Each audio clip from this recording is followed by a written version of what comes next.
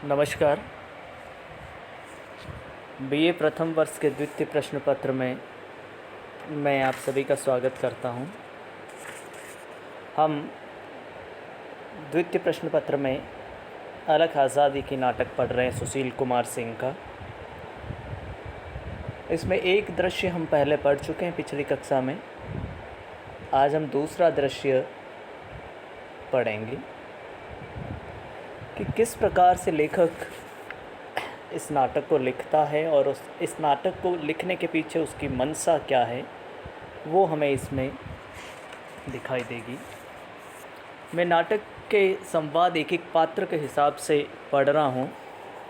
जहाँ कहीं समझ नहीं आए वो आप मुझे वापस पूछ सकते हैं। मैं कोशिश करूँगा कि इसको पढ़ाते हुए साथ में जहाँ मुझे गुंजाइश लगेगी मैं समझाने का प्रयास करूँगा। दृश्य 2।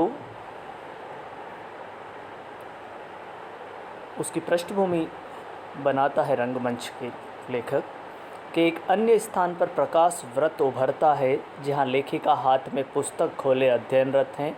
उसके पास कुछ अन्य पुस्तकें भी रखी हैं।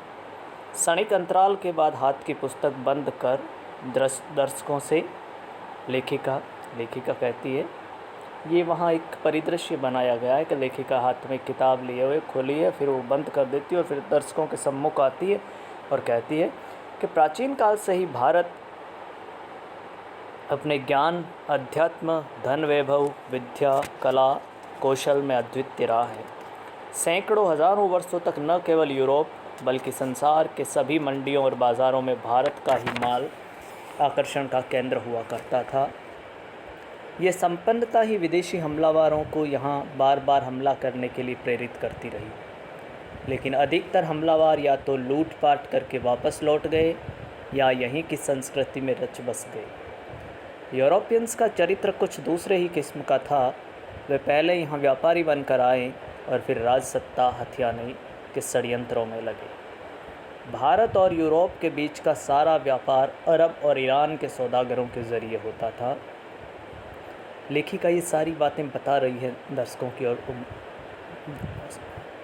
लेखिका की स्पीच में आवश्यकता एवं सुविधानुसार स्लाइड्स, ट्रांसपेरेंसीज अथवा छाया दृश्यों का प्रयोग किया जा सकता है। ये सौदागर भारत के पश्चिमी तट से अपने जहाज़ों पर माल लादते और अरब तथा ईरान की खाड़ियों से होकर उसे अपने देश तक ले जाते। वहाँ से अधिकतर स्थल मार्गों के जरिए ऊँटों और गाड़ियों पर लाद कर उसे यूरोप और अफ्रीका के तमाम देशों में पहुँचाते। इटली के वेनिस और जेनोवा बंदरगाह उन दिनों यूरोप में व्यापार की सबसे बड़ी मंडियाँ थीं। वहीं से भारत, ईरान आदि एशियाई देशों का माल यूरोप के अन्य देशों में पहुँचता, लेकिन तब तक वह काफ़ी महंगा हो चुका होता। क्षणिक विराम। समुद्र के रास्ते यूरोप से भारत आने जाने का मार्ग उस समय किसी को मालूम नहीं था। ईसा की 15वीं सदी में यूरोपियनों ने भारत का जल मार्ग खोजने के प्रयास शुरू किए। स्पेन, पुर्तगाल, हॉलैंड, इंग्लिस्तान और फ्रांस, इस होड़ में ये 5 देश शामिल हुए और लगभग 100 साल तक भटकते रहे। अनेक जहाज़ बर्बाद हुए, बहुत सी जानें गई और काफ़ी धन नष्ट हुआ। इटली का कोलंबस पहला नाविक था जिसने भारत पहुंचने का बीड़ा उठाया था, लेकिन भारत पहुंचने के बजाय सन 1492 में वह पहुंच गया अमेरिका, व्यंग्यपूर्वक, जिसे मरते दम तक वह भारत ही समझता रहा। क्षणिक विराम।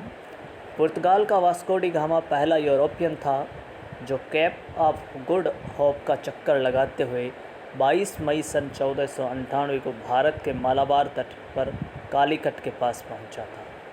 कालीकट के हिंदू राजा जमोरिन ने वास्को डी गामा और उसके ईसाई साथियों का न केवल स्वागत किया बल्कि उन्हें अपने राज्य में रहने और व्यापार करने की भी इजाज़त दी।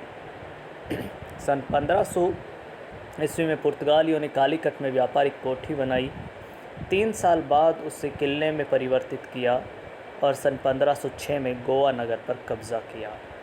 सन 1510 तक पहुँचते पहुँचते पुर्तगालियों ने अपने आश्रयदाता राजा जमोरिन से भी झगड़ा कर लिया। उसके राजमहल में आग लगा दी तथा नगर को जमकर लूटा।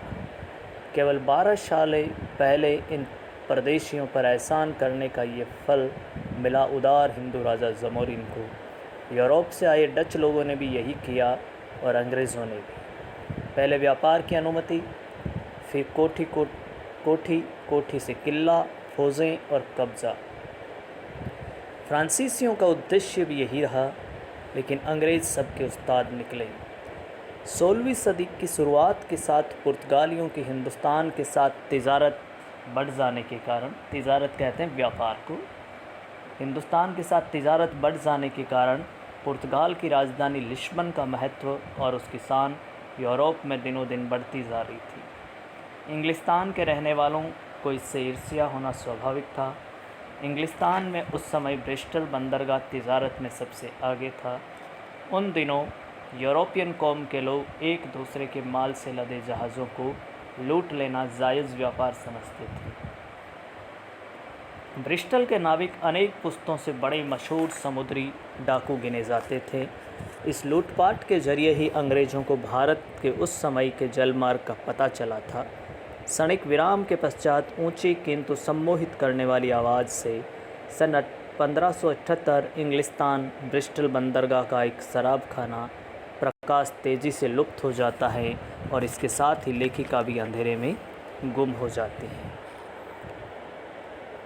इस पूरे वृतांत में हम देखते हैं, इस दृश्य के अंदर, यहाँ दृश्य समाप्त हो जाता है दूसरा, कि लेखिका के माध्यम से लेखक सुशील कुमार सिंह कहलाता है कि जो भारत पे जो गुलामी आई, भारत जो दास बना अंग्रेज़ों का, वो प्रक्रिया किस प्रकार से थी कि दुनिया जब व्यापार के लिए अलग अलग देशों को खोजा जा रहा था, तब कोलंबस को ये लगा कि वो भारत को खोजेगा और भारत को खोजते खोजते वो पहुंच गया था अमेरिका। लेकिन भारत को वास्को डी गामा ने केप ऑफ गुड होप का चक्कर लगाते हुए भारत को खोज लिया और वो 22 मई सन 1498 को भारत के मालाबार तट पर पहुंचा और वहाँ के राजा जो जमोरिन थे उसने वास्को डी गामा का स्वागत किया। धीरे धीरे वास्को डी गामा और पुर्तगाली थे, उन्होंने अपना व्यापार यहाँ प्रारंभ किया और इस व्यापार के साथ धीरे धीरे फ्रांसीसी आए, डच आए, अंग्रेज़ आए। इन सब में लेखक कहता है कि अंग्रेज़ सबसे तेज़ निकले और उन्होंने भारत पर कब्ज़ा कर लिया। यहाँ आकर के ये दृश्य समाप्त होता है। अगली कक्षा में हम इससे आगे का दृश्य पढ़ेंगे। इसकी भूमिका में यही लेखक कहना चाहता है कि किस प्रकार से व्यापार करने के लिए अंग्रेज़ यहाँ आए और उन्होंने हमें ग़ुलाम बना लिया। इसी प्रकार ये मल्टीनेशनल कंपनियाँ जो व्यापार करने के लिए आ रही हैं, ये भी हमें ग़ुलाम बनाने की ओर अग्रसर हैं। ये बाज़ारवाद का ग़ुलाम हमें बनाएगी उस तरह से। आज के लिए इतना ही, धन्यवाद। इसमें अगर कहीं कुछ समझ नहीं आया तो आप पुनः मुझसे पूछ सकते हैं।